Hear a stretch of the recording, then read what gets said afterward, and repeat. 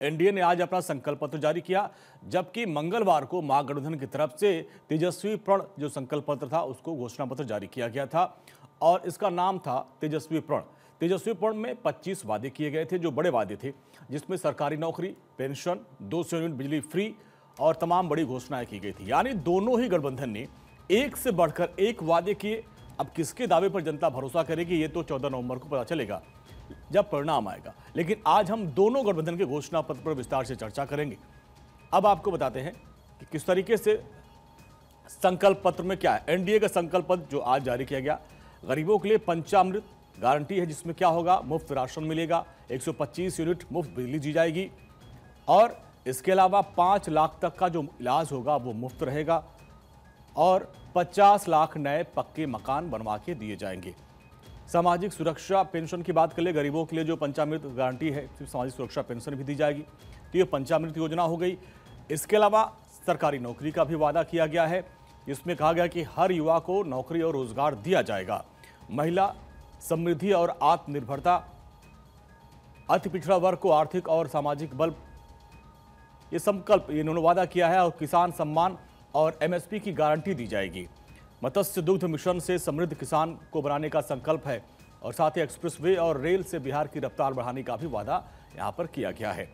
इसके साथ साथ आधुनिक शहरी विकास के मेट्रो शहर बनाने की भी घोषणा की गई है और बिहार से सीधी विदेश की उड़ान का भी संकल्प लिया गया है।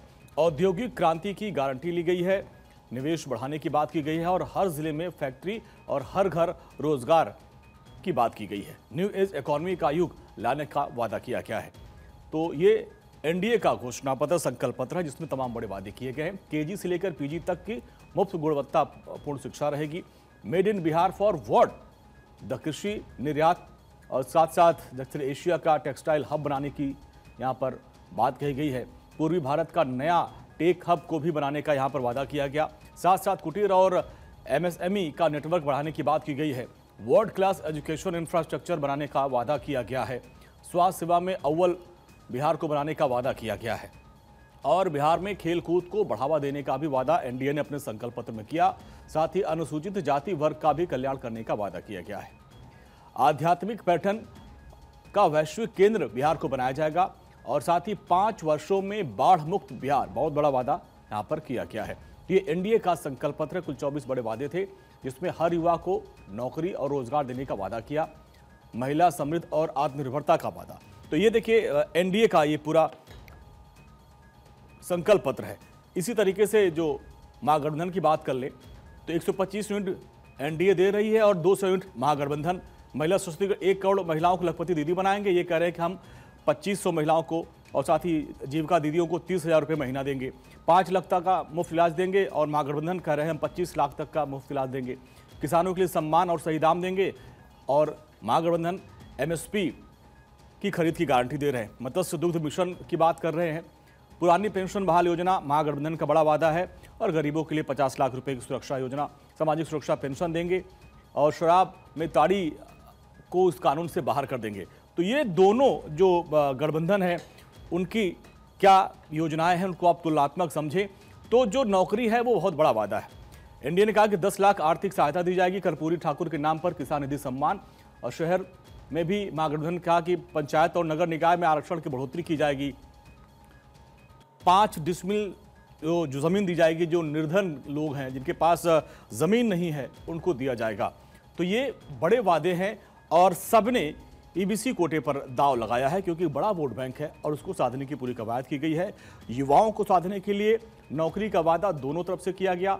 एक तरफ जहां महागठबंधन कह रहा है कि हम हर परिवार को नौकरी देंगे और सरकार बनते ही 20 दिन के अंदर बाकायदे इसको लेकर एक प्रावधान बनाया जाएगा, एक कानून बनाया जाएगा और 20 महीने के अंदर नौकरी देने का सिलसिला शुरू कर देंगे, नौकरियां लोगों को दी जाएगी। एनडीए की तरफ से 1 करोड़ रोजगार नौकरी देने की बात कही गई है। तो इस तरीके से तमाम लोक लुभावन वादे दोनों तरफ से किए गए हैं और दोनों ही तरफ से युवाओं, महिलाओं को खासकर फोकस करने की पूरी कवायद की गई है। तो ये महागठबंधन और एनडीए के संकल्प पत्र और घोषणा पत्र को आप देख पा रहे हैं और हमारे साथ हमारे पॉलिटिकल एडिटर अदिति नागर जुड़ गई हैं। अदिति, इसके पहले हमने महागठबंधन के घोषणा और जो घोषणा पत्र था उसका हमने समीक्षा की थी। आज एनडीए ने भी दोनों तरफ आप देखें तो युवाओं को फोकस किया गया, महिलाओं को फोकस किया गया, किसानों को फोकस किया गया। एक तरफ कहा गया कि हम हर परिवार को सरकारी नौकरी देंगे और दूसरी तरफ कहा गया कि हम 1 करोड़ नौकरी देंगे। ज़बरदस्त होती है पॉलिटिकल पार्टीज़ की जी। कि पहले तो आप जब टिकट देते हैं तो जातियों को खुश कर लीजिए और फिर जब आप संकल्प पत्र या न्याय पत्र देते हैं तो आप वर्गों को खुश कर लीजिए, अलग अलग सेक्टर्स, अलग अलग वर्ग को खुश कर लीजिए। यही हो रहा है। जातियों को बता दिया है कि अरे आप बहुत इम्पोर्टेंट है, मैं 15 सवर्ण दे रहा हूँ, मैं 20 ईबीसी दे रहा हूँ। यानी जातियाँ तो सेटल हो गई कि भैया हमारा तो रिप्रेजेंटेशन है, हमारे बारे में सोच रहा है। लेकिन जब संकल्प पत्र होता है तो महिलाओं को बताया गया है कि भाई क्योंकि महिलाओं को 33% आरक्षण तो नहीं दिया, हम सोचते हैं, बात करते हैं कि 33% आरक्षण देंगे। बीजेपी तो 27 साल बाद उस बिल को भी लेकर आई। लेकिन जब कोई भी पॉलिटिकल पार्टी इंक्लूडिंग बीजेपी जब महिलाओं को टिकट देती है तो 33% इसमें भी नहीं हुआ है। तो इसलिए महिलाओं के लिए अलग अलग स्कीम्स आई है, महागठबंधन हो, बीजेपी हो। फिर आप देखिए, मैं इसलिए बता रही हूँ कि कैसे वर्गों को टारगेट करते हैं। इसमें महिला हैं, युवा हैं, नौकरियाँ। कल हम जिक्र कर रहे थे तेजस्वी यादव के 3 करोड़ नौकरियों का और आपने मुझसे सवाल किया था कि बीजेपी के पास एक बड़ा या एनडीए के पास एक बड़ा हथियार आ गया है कि ज़मीन पर ये नौकरियां नहीं संभव हैं। लेकिन आज बीजेपी ने भी वही कहा, एनडीए ने फिर वही कहा कि वो 1 करोड़ नौकरियां रोजगार देंगे। अब हमने बीजेपी के नेताओं से बात की तो उन्होंने कहा कि हमने 1 करोड़ सरकारी नहीं कहा, ओवरऑल रोजगार। अब चाहे हम प्राइवेट से दें, हम अलग अलग तरीके से दें, आत्मनिर्भर करें, रोजगार दिया जाएगा। तो जाहिर तौर पे गलियां हैं बीच की। अब आप देखिए कि बीजेपी ने सीतामढ़ी का जिक्र किया है। एक तरफ अयोध्या में हमने बड़ा राम मंदिर बनाया और जाहिर तौर पे उसका जो इम्पैक्ट है वो सिर्फ अयोध्या या उत्तर प्रदेश नहीं, देश भर में, यहाँ तक कि विदेश में भी एक मानक पटल पर उसका इम्पैक्ट है। और आप माने ना माने, जैसे हम चर्चा कर रहे थे कि बीजेपी का एक जो हिंदुत्व वाला वोट बैंक है वो निश्चित है, वो बिहार हो या वो कहीं का भी हो, वो निश्चित है। तो यहाँ पर भी देखिए, आपने कहा कि मंदिर बनाया जाएगा। अब देखिए बीजेपी के यूएसपी है जी। निर्माण यूएसपी है। अब उसमें जब मंदिर बनता है, सड़कें बने ठीक है, मंदिर बनता है तो एक मैसेज है कि वो लोग, और जाहिर तौर पे वो जो बिहार में सीता जी को लेकर जिस तरीके का कनेक्शन है इमोशनल, वो एक अलग बात है। तो ये भी कहा गया, यानी अपने हिंदुत्व वोट बैंक को भी साधा है, महिलाओं को साधा है, युवाओं को साधा है। तो ये एक बहुत खूबसूरत स्ट्रैटेजी बन गई है कि जाति के साथ साथ आप जाति को टिकट में कर लीजिए और मैनिफेस्टो पे आप वर्ग को, सेक्शंस को अलग अलग तरीके से सेटिस्फाई कर सकते हैं। तो अदिति वो कह रहे हैं कि महिलाओं को हम जो लखपति दीदियाँ बनाएंगे और उसको लक्ष्य रहेगा फिर करोड़पति बनाएंगे, और इधर ये कह रहे हैं कि जो महिलाएं हैं उनको हम 30,000 रुपये महीने देंगे, उनको परमानेंट करेंगे। तेजस्वी यादव कह रहे हैं, यानी दोनों तरफ महिलाओं को भी बातें की जा रही हैं। लेकिन जैसा हमने सवाल उस वक्त गठबंधन से भी पूछा था कि भाई कहाँ से व्यवस्था करेंगे आप, वो सवाल तो इधर से भी होगा। जितना आज बिहार गवर्नमेंट का कर्ज है, आपको मैं एक जेनरिक बात कह रही हूँ, केंद्र सरकार पे भले ही उतना नहीं है लेकिन कर्ज है, और जब हम कर्ज लेते हैं तो हमें उसका ब्याज भी चुकाना होता है।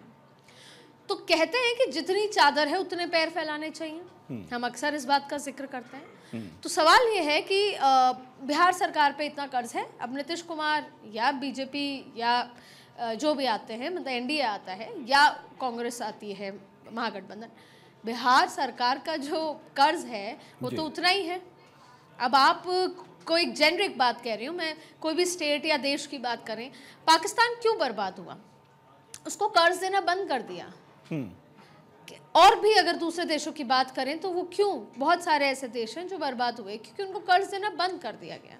तो आप इतना कर्ज, तो सवाल ये है कि बिहार में जब नौकरी सृजन के लिए आपको इन्वेस्टमेंट करना पड़ेगा, वैसे भी ये सारा सब कुछ है, कुछ फ्री नहीं है। जनता को ये हम बता रहे हैं, बताने की ज़रूरत है कि ये बीओटी सिस्टम होता है। आपके लिए सड़क बनती है तो टोल आपको पे करना पड़ता है। फॉर एग्जाम्पल जीएसटी का जिक्र है, आज हम बात कर रहे हैं कि दिवाली में डबल धमाका हुआ क्योंकि जीएसटी ख़त्म हो गई। और मैं खुद बताऊं, मैं कल एक मेरी ईएमआई कटती है, उसमें जीएसटी कटता था पहले साथ में किसी चीज़ में कोई पेमेंट था, लेकिन मेरे पास फ़ोन आया कि नहीं अब इतना कटेगा क्योंकि आपकी जीएसटी नहीं है। मुझे अच्छा लगा कि चलिए मेरे इतने रुपए बच गए। लेकिन बात यह है कि पहले लिया था क्योंकि सरकार की भी कमाई का जरिया यही है। आप शराब से, अलग अलग राज्यों में आप शराब से कमाते हैं, उसके बाद जीएसटी से, कोई टोल से कमाता है, तो बीओटी सिस्टम होता है, बिल्ड ऑपरेट ट्रांसफर जी। पर अब जनता को ये समझने की जरूरत है कुछ भी मुफ्त नहीं है, लेकिन आपकी जरूरतें क्या है। धरातल पे ना 1 करोड़ नौकरियां मिल सकती हैं, चाहे आप प्राइवेट और पब्लिक को मिला लें तो भी, और ना ही आप 3 करोड़ दे सकते हैं। लेकिन अब कौन कन्विंसिंग पावर किसकी अच्छी है, उसमें वो बात आती है जो हम कल कर रहे थे।